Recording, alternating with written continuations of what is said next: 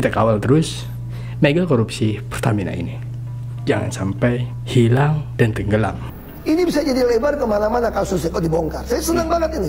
Kencingin dulu lewat lepas.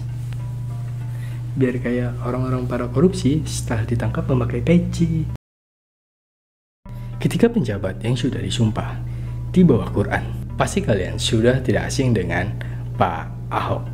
Yang dimana saat ini Pertamina sedang digonjang-ganjing. Oke, langsung aja kita lihat reaction Pak Ahok yang sedang murka kepada semua direksi di Pertamina. Dan sebelum kita melanjutkan ke videonya, jangan lupa klik tombol subscribe, like, dan komennya, dan jangan lupa juga nyalakan lonceng notifikasinya agar lo tidak ketinggalan video terbaru dari gua. Itu 190 triliun itu 1 tahun itu aja. Jadi nanti pelaksananya ini nanti 5 tahun. Jaksa Agung RI sebut mega korupsi Pertamina dilakukan sejak 2018-2023. Udah di 2018 itu di saatnya gua balap liar boy. Dan pasti gue memakai Pertamax, pantesan gue kalah. Ternyata Pertamax itu Pertalite. Jadi mulai tahun 2018 sampai 2023, 5 tahun, silahkan aja hitungnya berapa. Ada penambahan tersangka ataupun pemeriksaan? Baru 7, insya Allah nanti ke depan. Baru 7, semoga semua pelakunya tertangkap dan terbukti. Dia miskin. Ya mereka mencari keuntungan di situ yang nggak halal. Ya iyalah Pak, korupsi itu memang nggak halal. Bocoran gaji Dirut Pertamina. Emang berapa sih gaji Dirut Pertamina, Pak? Dirut bisa sampai 500 juta. Sebulan? Iya. Kalau kamu? 180-an. Tapi itu di luar bonus tantiam dan lain-lain. Kalau itu kan ada untung. Ya. Kalau nggak ada untung nggak bisa. Kalau ada untung 1% sampai 1,3%. Dan dibagi ke seluruh. Bagi sampai pegawai semua. Ya. Itu pun saya turunin baginya ketika untung gitu banyak. 500 juta loh. Buset, sebulan. Bisa poya-poya emang. 1.000 triliun lenyap dari Pertamina. Uang rakyat Indonesia dikhianati dalam skandal korupsi paling mengerikan. Bayangkan, kerugian negara dari dugaan korupsi di Pertamina mencapai 193 triliun. Dan kabarnya, angkanya bisa membengkak hingga 1.000 triliun. Uang rakyat sebesar itu lenyap. Bukan karena bencana, bukan karena pandemi, tapi ulah segelintir orang yang tamak. Dulu, ketika Basuki Cahayapurnama alias Ahok diangkat sebagai komisaris utama, harapan rakyat membumbung tinggi. Publik berharap birokrasi bersih, mafia minyak rontok Pertamina jadi lebih transparan. Tapi apa yang terjadi? Skandal demi skandal meledak. Modusnya brutal. Pertamax dioplos dengan bahan bakar murah, pengadaan minyak tanpa lelang berjalan mulus bertahun-tahun. Semua terjadi di bawah pengawasan Ahok. Sekarang pertanyaannya, dia benar-benar nggak tahu atau pura-pura tutup mata? Sulit dipercaya seorang komisaris utama tidak mencium bau busuk sebesar ini.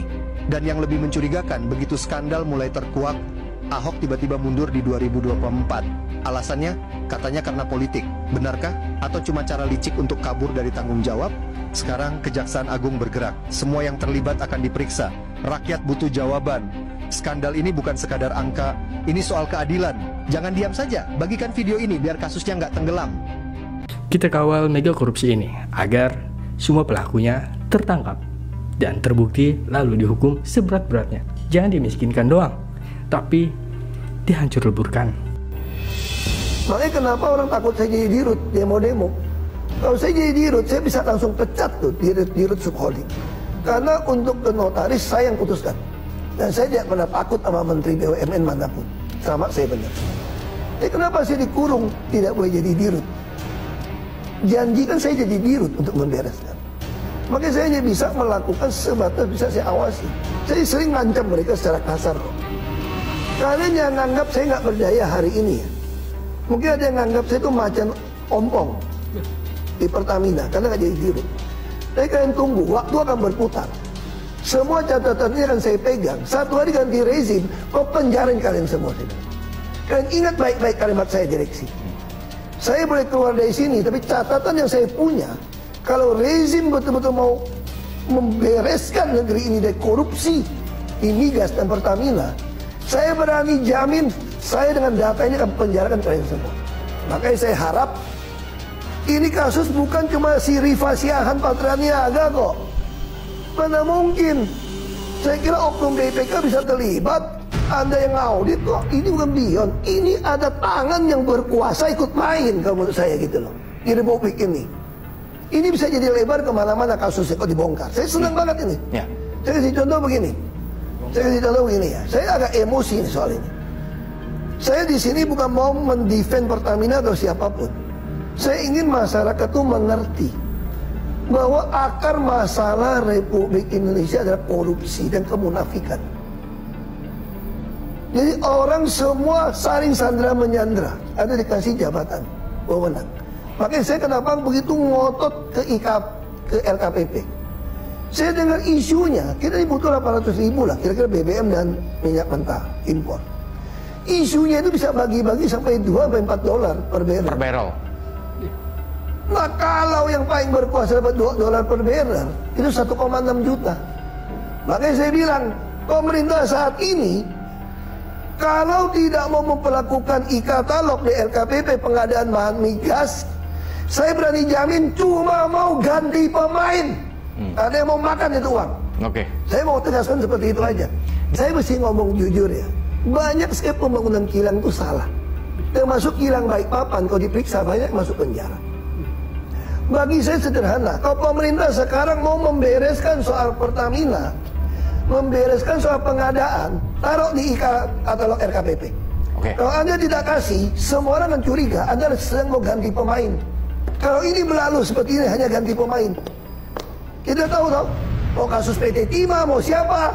Kalau masih sama kejadiannya, Anda ganti pemain. Masih nggak Undang-Undang Nomor 7 tahun 2006. Hasil ratifikasi konvensi PBB melawan korupsi. Di situ ada prinsip illicit inducement. Kalau kekayaan kamu itu tidak bisa buktikan dengan pajak yang Anda bayar, sita buat negara. Oke, terakhir Pak. Tapi butuh PP dong. Ya. Pertanyaan saya, berani nggak SBY dan Jokowi keluarkan PP-nya? Termasuk Pak Prabowo, keluarkan PP-nya aja. Oke. Ayo, Pak Erick Thohir, Pak Prabowo, rangkul Pak Ahok ini untuk mengusut tuntas semua pelaku korupsi yang ada di Pertamina. Bongkar semua, tangkap semua. Kalau soal pemasuknya mencampur itu, ini memang permainan bajingan lah. Iya betul. Kenapa lu terima? Betul. Anda masih ingat nggak? Kalau kita pengadaan benar ya? Ya. Anda masih ingat nggak orang suka tulis Ahok tuh terbengkalai itu bus-bus Transjakarta ratusan unit 300 miliar. Itu para pembenci saya bilang Ahok yang mentelantarkan. Bener, saya yang mentelantarkan bus-bus itu. Tapi saya tidak bayar masalahnya. Jadi waktu orang masukin mobil itu ke Jakarta, gue lihat speknya nggak sesuai, gue tolak. Tolak lu gimana dong, bus gua gitu banyak udah datang. Emang gue pikirin kenapa lu mau curangin gua? Nah harusnya kalau Pertamina beli minyak, Anda punya insinyur bisa ngetes dong. Tuh. Masa minyak masuk kapal mesti komod yang tunggu di Tanjung Priok ngetesnya? Tuh. Makanya kalau saya senang kalau jaksa mau panggil, saya punya rekaman suara rapat semua. Saya cuma minta Pak Jaksa sidang terbuka di Republik ini. Berarti Anda siap dipanggil Kejagung? Oh saya siap, saya senang membantu. Wih. Dan saya senang kalau di sidang itu semua rekaman rapat saya itu diputar biar seluruh rakyat Indonesia mendengarkan apa yang terjadi di Pertamina, apa yang saya marah-marah di sana. Anda se-emosional ini? Karena saya nggak bisa apa-apa, saya di luar kekuasaan. Anda tidak bisa apa-apa atau Anda kewalahan juga ngurus yang di dalam pada saat Anda menjabat? Oh enggak, saya nggak pernah kewalahan, saya tekan. Cuma masalahnya saya nggak pernah dikasih dirut. Saya bilang berkali-kali kok, kalau betul mau bersihkan Pertamina, saya itu dirut, bukan komut. Lalu ada oknum DPR akan panggil komut, datang. Kan berita toh, saya tantang balik, DPR panggil saya datang, saya masih datang. Asal sidang terbuka. Sampai hari ini gak ada yang berani panggil gua DPR. Kenapa? Takut ya lu orang, gua bilang ya. Takut lu orang semua. Takut gua ngomong toh. Nggak ada berani panggil gua. Terkadang di Indonesia itu begitu. Orang jujur itu, orang jujur amanah terpercaya, malah yang disingkirkan. Korupsi adalah kekeluargaan, bukan korupsi sendiri. Itu tekankan tuh. Semua cerita Pak Ahok ini menunjukkan betapa basahnya Pertamina. Pemainnya, pertanyaan saya gini. Anda hitung aja gini lah. Pertamina masih ekspor minyak, masih jadi OPEC, organisasi pengekspor minyak. Dan pernah jadi ketua sama Pak Subroto. Untungnya tidak pernah mencapai yang saya untung di tengah COVID. Oke. Artinya apa? Kita impor minyak loh. Masih impor aja udah bisa untung 2,2 miliar dolar. Berarti dari optimalisasi biaya berhasil kan? Ya. Artinya apa? Dulu boros banget bos. Kan kira-kira gitu. Cuma gue bilang kalau gue dirut, kalau subsidi dengan pola saya jamin Pertamina bisa untung 6 miliar dolar. Dari mana? Contoh, satu harga. Itu cuma piara oknum-oknum pemain. Anda satu harga. Menteri Keuangan menetapkan subsidi 1.200. Harga minyak dunia melonjak. Ya. Anda pernah lihat toh SPBU asing naik, punya Pertamina nggak naik. Pemerintah bilang Pertamina nggak boleh naikin. Selisih 5.000 kok. Cuma diganti subsidi 1.200 gimana? Kekurangannya siapa? Tanggung Pertamina. Berdak itu merah itu cash flow-nya itu. Lalu pinjam duit di mana-mana dengan bunga gitu tinggi. Kalau nggak ada itu untung berapa banyak lagi? Terus satu harga. Anda satu harga tanggungnya kan Pertamina.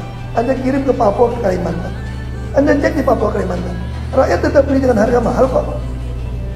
Ambil contoh gini ya, kita mau bantu rakyat 10.000 premium. Pertalite 10.000. Ya.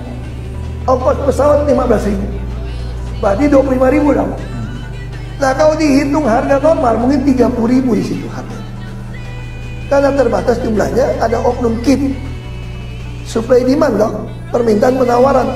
Permintaan tinggi, penawaran nggak ada, harga melonjak. Baik saya usul, orang miskin juga di Papua nggak naik motor. Kalau naik motor pun, kenapa nggak mau? Tetap Papua dijual 30.000 per liter. Nggak ada yang main. Di Kalimantan di pedalaman 30.000 per liter. Nggak ada batas, karena nggak ada barang subsidi lagi. Tapi yang beli, gue cashback. Sekarang BRI semua jaringan telepon sudah ada. Nggak ada pun sudah suruh pasang BTS. Dia nggak ada alasan nggak bisa pakai My Pertamina. Kalau nggak bisa pakai ya nggak usah beli dulu. Kalau sampai berkali-kali dan nggak bisa pakai, kau tutup SPBU. Nah, itulah penjelasan dari Pak Ahok. Sekali lagi, Pak Erick Thohir dan Pak Prabowo rangkul Pak Ahok. Mari kita sama-sama membuktikan siapa yang dalang dan antek-antek para korupsi ini. Dan untuk masyarakat Indonesia, kita kawal terus mega korupsi Pertamina ini. Jangan sampai hilang dan tenggelam kasus korupsi ini. Gimana menurut kalian nih? Para netizen, para masyarakat, bagaimana? Setuju atau tidak? Kalau Pak Erick Thohir dan Pak Prabowo merangkul Pak Ahok untuk membuktikan, mendapatkan data-data dari Pak Ahok untuk menangkap para antek-antek korupsi ini di Pertamina. Oke, gimana menurut kalian tuh dengan ucapan-ucapan Pak Ahok yang begitu menggemparkan dan sangat lantang dan berani? Dan semoga Kejagung secara terbuka di televisi Indonesia agar seluruh masyarakat Indonesia mengetahui permasalahan dari mega korupsi ini. Dan sebelum kita berpisah, jangan lupa klik tombol subscribe, like, komennya, dan jangan lupa juga nyalakan lonceng notifikasinya agar lu tidak ketinggalan video terbaru dari gua. Assalamualaikum warahmatullahi wabarakatuh. See you next video bro. Kencingin dulu lewat lepas. Biar kayak orang-orang para korupsi setelah ditangkap memakai peci, rapi, ya kan? Apa harus biar dibilang keren? Yuk.